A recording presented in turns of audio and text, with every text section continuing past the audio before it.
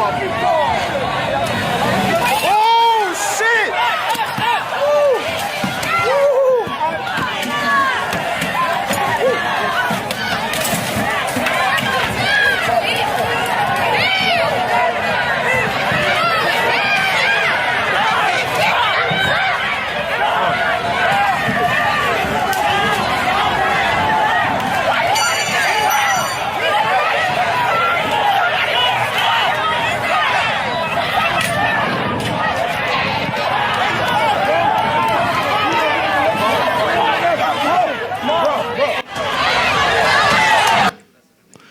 All right, I think you got the point. This is communism.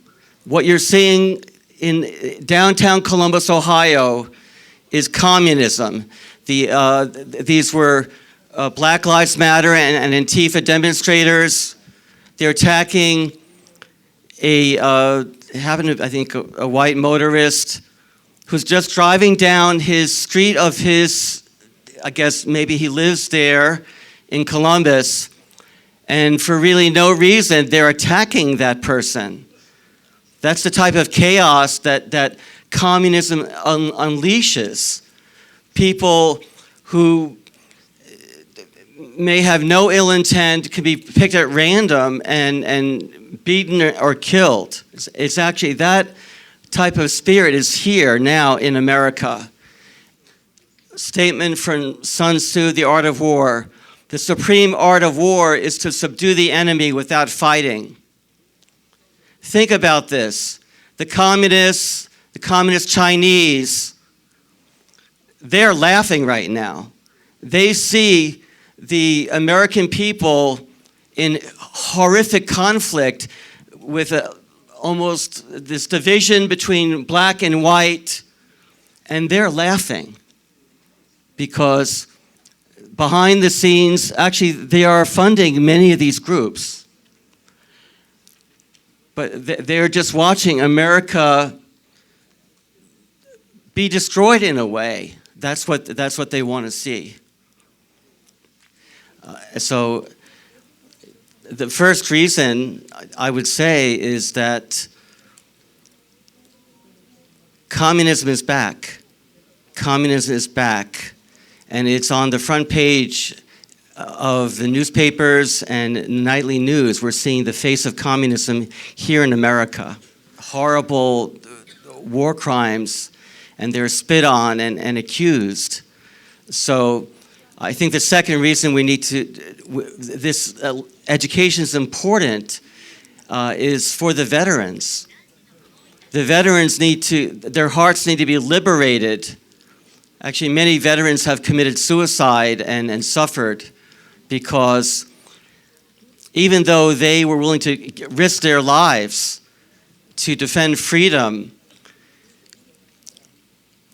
they were not appreciated at all. There's another statement from Sun Tzu: if you know the enemy and know yourself, you need not fear the result of 100 battles. So the problem in America is we don't know who our enemy is, and we don't know ourselves.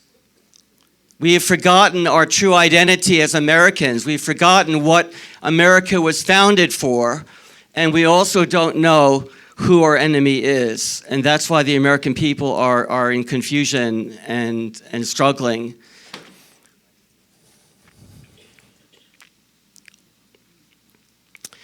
And here we see Teen Vogue magazine, which is a magazine for teenage girls.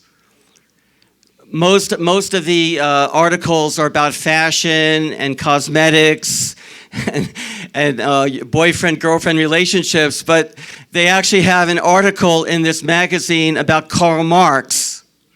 And it says, his writings have inspired social movements in Soviet Russia, China, Cuba, Argentina, Ghana, Burkina Faso, and more. So it sounds like he's a really cool guy. Something that the teenage girls should really, really be interested in. He sounds pretty cool, I guess. So I'd like to, we all know that during the past few months, since the death of George Floyd, there are many riots in cities all across the United States. Marxists. If this country doesn't give us what we want, then we will burn down this system and replace it. All right, and I could be speaking figuratively. I could be speaking literally. It's a matter of interpretation. If somebody decides to loot a Gucci or a Macy's or a Nike, because that makes sure that that person eats, that makes sure that that person has clothes, that's reparations. That is reparations. Anything they want to take it, because these businesses have insurance. They're going to get their money back. My people aren't getting anything. Our community can hold its own without the police. We can take out the trash on our own. I am not sad that a fascist died tonight. If you kill one of us, it's time for us to kill one of yours. We got Rick Trump out of that office right over there. Pull him out that Nah, we ain't about waiting until the next election. We about to go get that motherfucker. I ain't about that Because you know what time it is? I want y'all to be after me. It's time for a revolution. It's time for a revolution. It's time for a revolution. I'm at the point where I'm ready to put these police in the grave. I'm at the point where I want to burn the White House down. I want to take it to the senators. I want to take it to the Congress. I want to take the fight to them. And at the end of the day, if they ain't gonna hear us, we burn them down. I'm one that talk real I talk it in New York and I talk it in DC. The same way I police up in New York, I cops up here in DC. The same way I bust police in the head in New York, I bust police in the head in DC. Now, it's a lot of people, and I'm gonna be honest, it's a lot of people that's on this front line. And one of the things that I always say, don't get on this front line if you ain't gonna fight. Don't get on this front line if you ain't gonna take no hit. Don't get on this front line when the police push up, you push back. If you won't be on this front line and them racist nasty punk police is pushing up, you push the up. Okay, so I think you noticed that these people are not into peace and love. You notice that? Yeah, so these people are determined to make a revolution, or if they cannot get what they want, they are willing and committed to burning everything down, okay, metaphorically, right? Or literally. And they are determined. So do you think that satanic people who want to destroy and kill and murder, are they more determined than you are? Or are you more determined than they are? We have to think about this. They are very serious. They are very serious to kill, destroy. Now, I'm still hoping that some of the people who support their work can be saved and educated. I believe that. There have been some communists who were deeply involved at the highest levels who realized that they were doing something really, really wrong and bad. And they repented, and then they came, and then they are often the most brave anti-communist leaders. So I'm hoping that we can connect, even with communists. We have to be ready to fight, but we cannot kill our way to heaven, okay? We may have to fight, but we need to bring the truth to them. And there are many, many levels of that. All right. So, yeah, as this leader, Patrisse Cullors. She's co-founder of the Black Lives Matter organization. She says, "We are trained Marxists." And this is a Black Lives Matter co-founder. She says, "White people are regressive genetic defects and subhuman. Black people can literally wipe out the white race if we had the power to." These people, I have to say, they are invaded by Satan. They are invaded by Satan, okay? So this is not a walk in the park. We're dealing with people who, if they had the power, if the political party with whom they are aligned, which is the Democrat Party, gains control, they will be invited to the White House. They will be invited to the White House to guide the public policy in the White House. That's what happened under President Obama. Many of these leftist leaders, they went to the White House many, many times. Also Islamics as well. All right. Here we see William Warren, who learned how to be a communist in Central America. This is many decades ago. He changed his name to Bill de Blasio. He's now the mayor of New York City. He worked in Nicaragua and other Central American countries as a communist.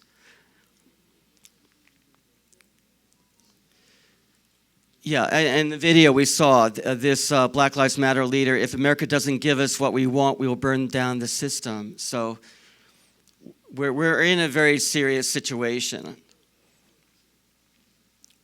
Now, of course, the initial appeal of communism is, it sounds good. They're talking about free college education, free health care, maybe free housing. So young people say, well, that sounds good. I want people to be able to eat. I want people to have health care. I do too, okay? Nobody in this room here is against people having enough to eat and people having a place to live.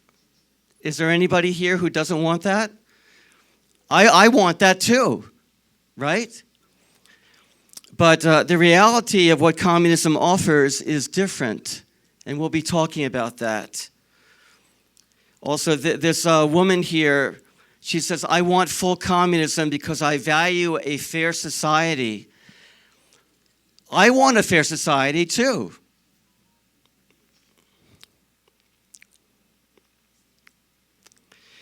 Here we have Alexandria Ocasio-Cortez, a congresswoman from New York City. She says, to me, what socialism means is to guarantee a basic level of dignity. So I want people to live in dignity. Noam Chomsky, who is a hardcore leftist, he said the general population doesn't know what's happening and it doesn't even know that it doesn't know. And I would say that most of the American people, most of the American parents, they have no idea what their children are learning in high school and in college. And we'll be talking about that, not today, but we'll be opening up the things that you're seeing in the news, critical race theory, and Satan is an innovator. I have to give credit to Satan. He's very clever, okay? He's not stupid. And he's always innovating. And the new teachings in the colleges and universities, and I believe we have to know at least something about what he's teaching, because we may have to talk to our own children who have been misled. Henry Kissinger said, it's not a matter of what is true that counts, but a matter of what is perceived to be true.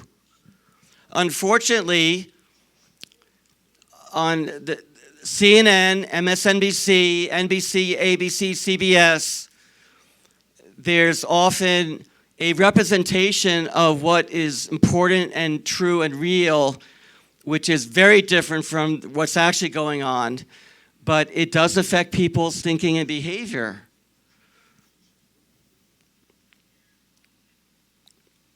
Now, here's a statement from Karl Marx: from each according to his abilities, to each according to his needs. That sounds pretty good. That sounds good to me. But let's think about that a little bit.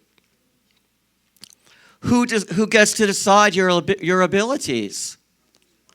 Do you want the government to decide what your abilities are? Or do you want to decide that for yourself? You probably have more than one ability. I'm pretty sure you have 5 or 10 at least. Then don't you want to be able to really think, pray, meditate? I have these different interests and abilities, and you really want to ask, maybe pray to God, what should I do? Which direction should I go in my life? Or do you want a government bureaucrat to assign you to go to a certain institution, vocational school, or in communist countries, they do not have their freedom to pick their own path many times. How do they decide what your abilities are? Who decides what your needs are? Centered on what? We could spend a whole hour talking about this, but I'm going to keep going here. Marxism is faith in an ideal through violence. So Che Guevara, in his final letter to his parents before his death, he wrote, "My Marxism has taken root within me and been purified. I believe in armed struggle as the only solution to those who wish to liberate themselves. And I am faithful to my beliefs." And then the writer André Gide, a French author, he wrote, "My conversion is like a faith.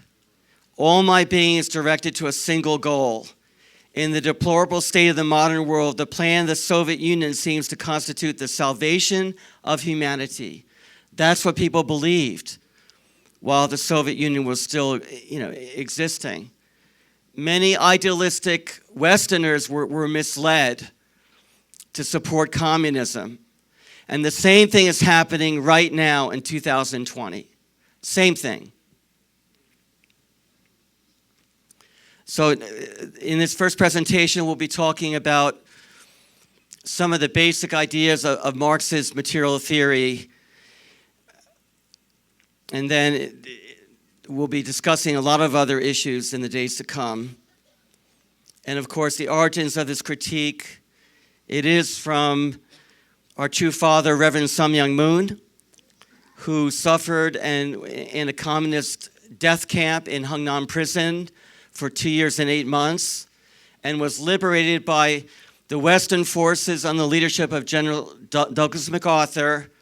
And that is the bond that exists between America and Korea, that bond of friendship, which we need to even strengthen even more at this time. So he really thought deeply about how to stop the spread of communist ideology, and he realized that there's no way we can eliminate communism if we do not confront it with a superior ideology and worldview. The whole foundation of Marxism completely collapses as soon as a person understands God's existence and nature. It's not enough to just believe in God. We need to understand God's nature. That there's a difference between just belief and really understanding. So here is, I won't say our good friend Karl Marx, but here's Karl Marx. He lived from 1818 to 1883. I was thinking about him, and I was thinking he was obviously a very talented person, a very passionate, persuasive writer. And I was thinking, he could have been used by God, actually. But he chose to go a different way. And I want to talk about this. So he saw the injustices of the early Industrial Revolution in the early 1800s, when he's growing up in the first half of the 19th century, and people were working long hours, poor working conditions, job instability. Many people were moving in from the farms to the cities where there was work, and they could improve their situation more than living in the countryside. And he wrote in the Communist Manifesto, modern wage laborers who, having no means of production of their own, are reduced to selling their labor power in order to live. So he felt like they were just being used by the factory owners who hired them. And one point I just want to make is that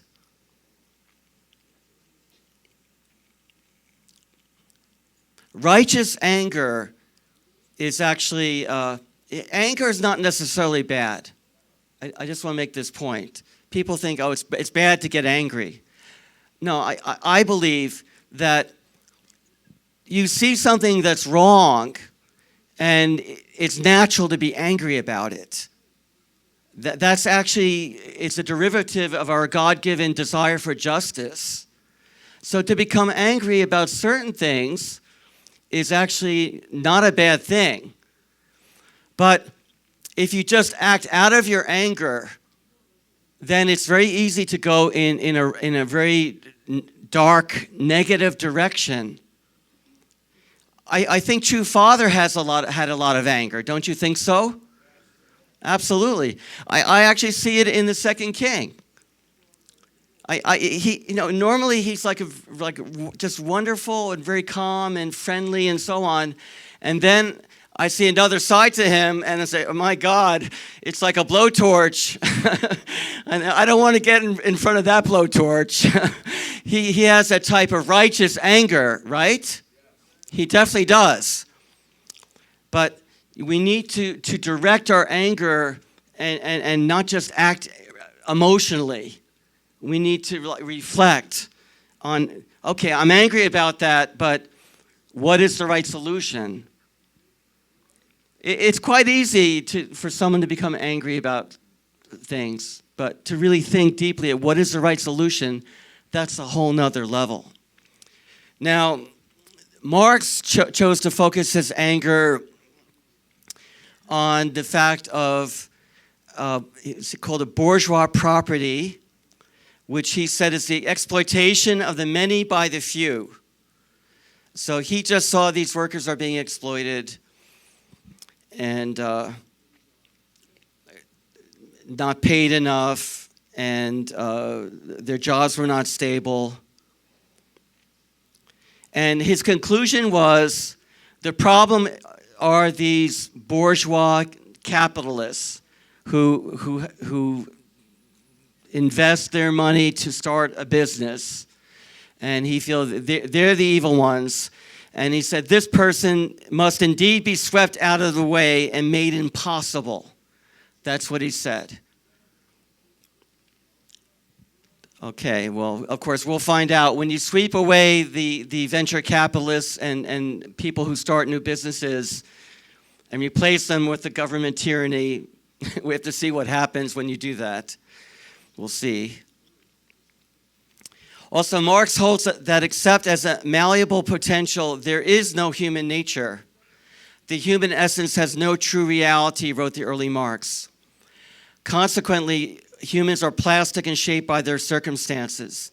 It is not the consciousness of men that determines their lives, but on the contrary, their social being that determines their consciousness. So he would say it's not your thinking that determines your life, it's your social circumstance which determines the way you think. He saw people as controlled by the material reality, which, I mean, to me, we could spend a few hours just talking about how questionable that is. And I'll give you one good example. True Father went into Hungnam death camp where people were worked to death. Most died within 6 months. And yet was his consciousness controlled or determined by his miserable, evil circumstance? No. His consciousness dominated his environment. He transcended that environment and created a worldwide movement.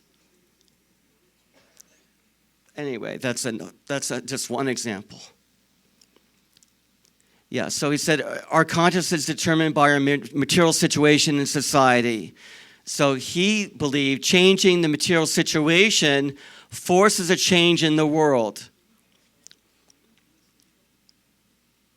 So it's interesting to me, I was thinking about this.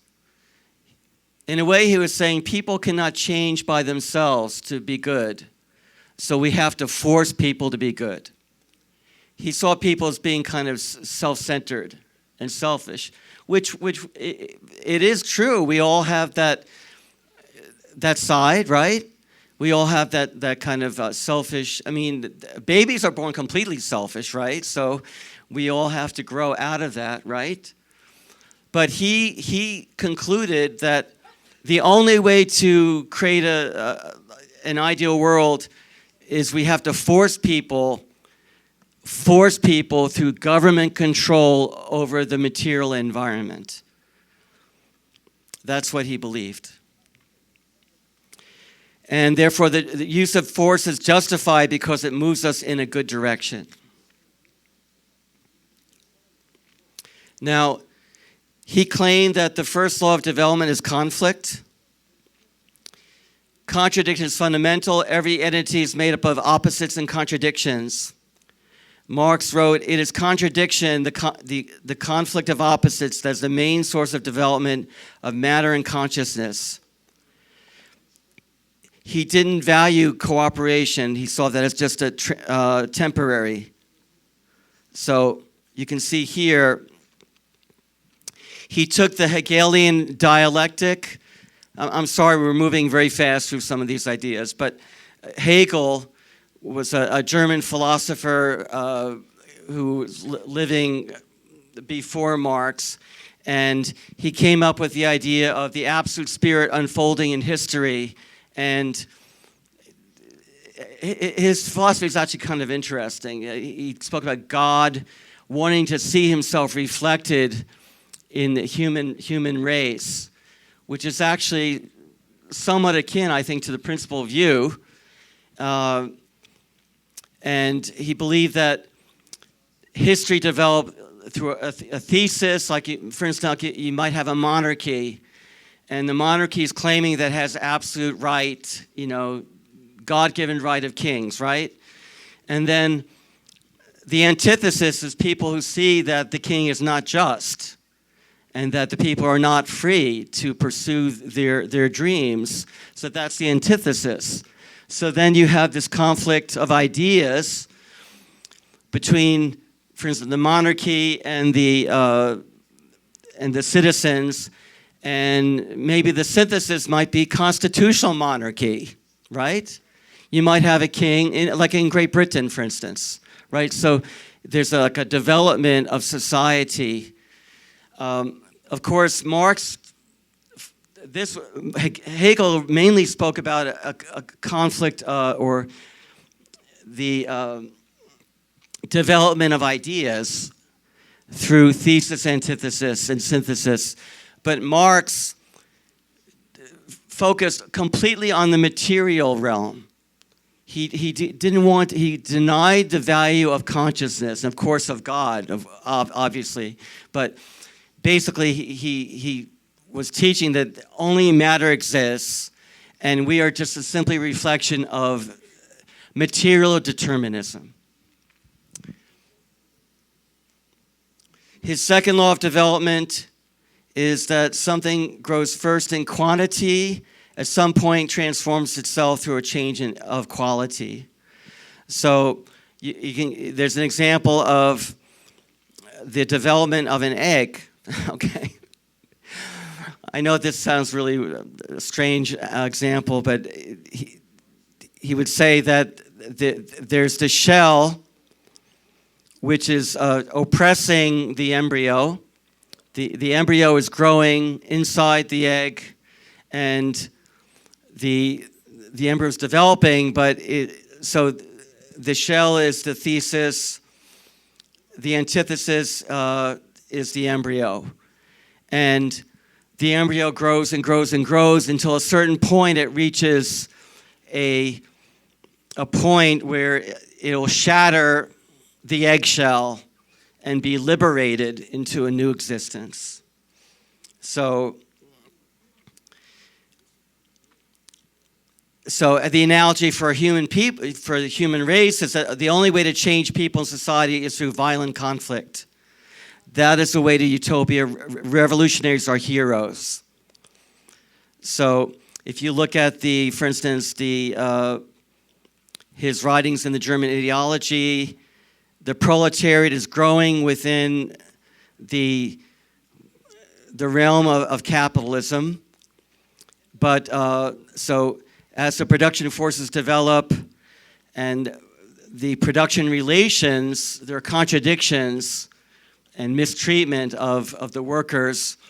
And at a certain point, they become more and more numerous, more and more miserable, more and more angry.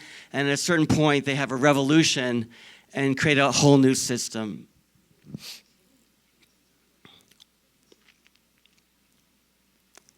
So, and then the Marxist dialectic, according to his partner, Friedrich Engels, you have the interpenetration of opposites, class struggle, two elements in contradiction. Secondly, the transformation of quantity into quality, a qualitative change or revolution. And then the negation is communism.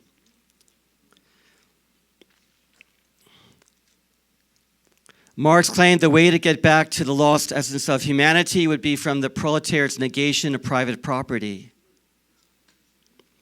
That would require the overthrow of the capitalist system.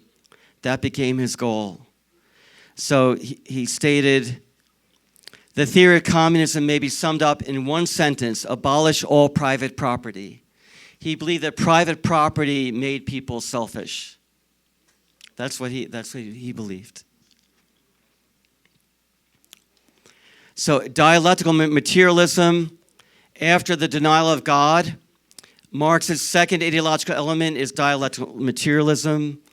The universe around us has no ethics, no morality. The law of dialectics says that all progress in the universe occurs through struggle, conflict, destruction. Violence will bring progress. So when those Black Lives Matter organizers are threatening to burn everything down, this is the way they're thinking. They're thinking this is going to bring about something good. And there is a survival of the fittest. Actually, Marx had great admiration for Charles Darwin for his theories, and actually sent Darwin a signed copy of Das Kapital. So we look at historical materialism. When you expand this kind of model to human history, we see that, according to Marx, we started out with a primitive communal society, which was classless. Everyone shared everything in common. And then there was a corruption when people started to have private property and then enslave others. See, a slave society. This is often connected with the growth of agriculture and centralization of people living in cities. You have slave society, and then the feudal society, there was a change in the structure, and then a change into the capitalist society. So each grows within the previous stage. And then he believed that the proletariat would rise up and violently establish a socialist society with government ownership of the means of production, and then that would eventually evolve into communism. That's kind of his basic model. So, yeah, so there's a kind of an image of original goodness, and then a stage of sinfulness, and the savior is the proletariat, the working class, revolutionaries, and they bring about a utopia. It's actually kind of like a quasi-Christian, like a materialist version of Christianity in a way. So, yes, we've already discussed this. So, anyway, the appeal is that people can be the heroes of future generations by participating in this revolution.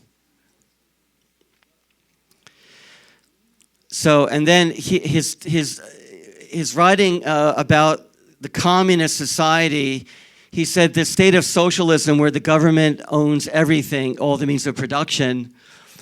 And then he wrote, eventually the state itself will wither away. In a communist society, there is no more need for the state. There's no state, no religion, no philosophy. The communist society is a communal society reestablished on a more advanced plane. Of course, we can ask, when did a police state ever voluntarily give up of its control of a population? Think about this. He's talking about a dictatorship of the proletariat. When did a dictatorship ever give up its power? Well, maybe you could say when the Soviet Union collapsed, there was something, but that's a whole nother topic. We'll talk about that in the next couple of days. And then I just wanted to cover quickly the labor theory of value. Since Marx maintains that only matter exists, matter is the base of everything. Only labor, he believed, produces value. He believed that laborers were being exploited and deprived of their rightful income, and that the capitalists keep the surplus value for themselves. So he claimed that raw material costs are constant, machinery costs are constant, therefore all the profits come from the worker's labor. The surplus value is what the capitalist keeps after paying the worker. So in his view, the capitalist is really not adding anything, but is keeping the surplus profit for himself. So it's basically creating resentment of the workers toward their employers. So, yeah, so value, according to Marx, is determined in the production process, not in the market. So we can point out that his model is very simplistic. There's no economist, no real economist in the world that thinks Marx's theory of economics is an accurate description of how the economy really works or of wealth. But we can just quickly look at this. So in the manufacturing process, he believed only labor power is the only source of profit, and said raw materials, machinery are fixed costs. And then, but we can see there are many, many other things that are involved in the creation of a product. So there's management, labor, secretarial, raw materials, research, purchasing, engineers, inventory, investors, and machinery. There's a lot more involved in creating a product that people want. And yeah, so it's interesting because he would say, well, if you have 5 hours of labor to create gravel, to break down gravel into, stone into gravel, then let's say you 5 hours of work, then the price should be the same as someone who spent 5 hours working to create a watch, to create a Rolex. Do you want to pay the same amount for a watch versus a pile of gravel? In most cases, you do not want to do that, okay? So it really does not make any sense. He disregards supply and demand. For instance, you could say, the number of hours to create left shoes and right shoes are the same, but let's say someone only had left shoes. Would you want to buy that? If you go to a store and they only have left side shoes, do you want to spend money on that? Well, the person worked hard to make those left shoes. I mean, don't they deserve your money? No. Okay. All right. What about buggy whips? Buggy whips are really, they used to be quite useful and needed, but who here does not have a buggy whip?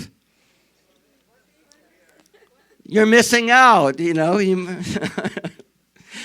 We don't need buggy whips too much. Okay. So, and then price depends on supply and demand. If you have an oversupply, the price goes down. If you have scarcity, price goes up. And there's issue of quality. Two people might have spent the same number of hours creating something, but one person knows what they're doing, the other person doesn't. The quality is very different. So do you want to pay the same amount for something that's not made well? No, obviously not.